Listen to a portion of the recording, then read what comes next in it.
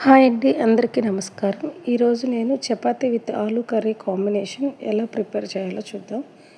Aloo, tomato, onions పీసెస్గా cut చేసి పెట్టుకున్నాను ముందే. ఒక బాండి పెట్టుకొని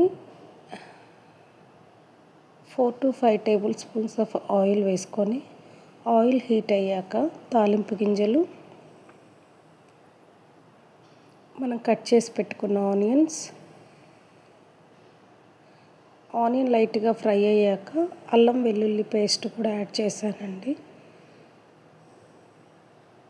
ఈ అల్లం వెల్లుల్లి పేస్ట్ ఆనియన్ మొత్తాన్ని స్ప్రెడ్ చేసి కొంచెం ఫ్రై అయ్యాక కొంచెం కరివేపాకు, నెక్స్ట్ టమాటాలు వేసి మొత్తాన్ని ఒకసారి కలుపుకోవాలి.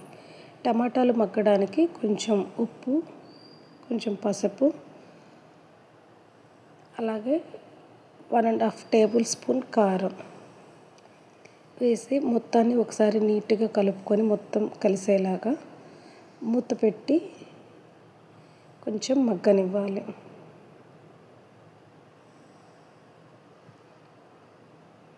నెక్స్ట్ నేను వెజిటేబుల్స్ కట్ చేసే ముందే చపాతీ పిండి కూడా కలిపి పెట్టాను.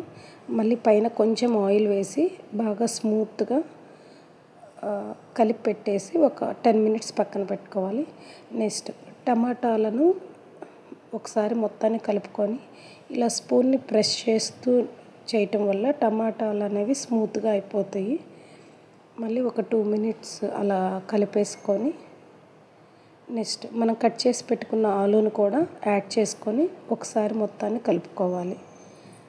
కలిపేసుకొని మళ్ళీ ఒక 5 మినిట్స్ అలా మూత పెట్టేసి మగ్గనివ్వాలి. ఈలోపు చపాతీ పిండి కూడా బాగా కలిసి ఉంటుంది. వాటిని పీసెస్గా కట్ చేసుకొని చపాతీ ఉండల్లాగా చేసుకోవాలి. ఆలూని మళ్ళీ ఇంకొకసారి నీట్గా కలుపుకొని ఇప్పుడు కొంచెం మన గ్రేవీకి సరిపడా వాటర్ యాడ్ చేసుకోవాలి.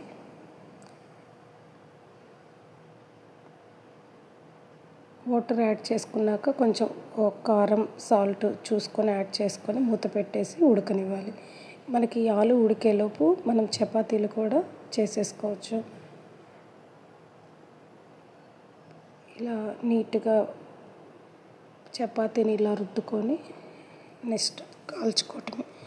మనకి chapati and curry at a time ఒకేసారి అయిపోతాయండి, ఎక్కువ టైం కూడా పట్టదు. చపాతీ ఇట్లా రుద్దుకున్నాక ప్యాన్ పెట్టుకొని ప్యాన్ బాగా హీట్ అయ్యాక చపాతీ వేసుకొని 2 సైడ్స్ 1 మినిట్ కాల్చుకున్నాక లైట్గా ఆయిల్ స్ప్రెడ్ చేసుకొని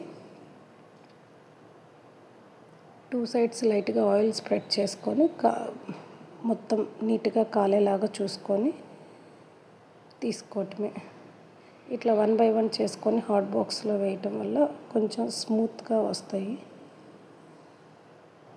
ఒక 5 మినిట్స్ హాట్ బాక్స్లో ఉంచితే చపాతీలు బాగా మెత్తగా అయిపోతాయండి.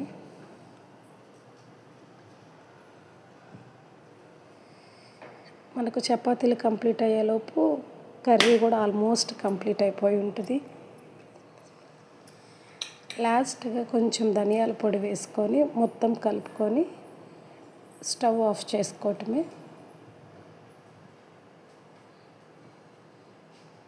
అంతే అండి, చపాతీ ఆలూ కర్రీ కొంచెం లెమన్ ఆనియన్స్ తోటి సర్వ్ చేసుకోవటమే.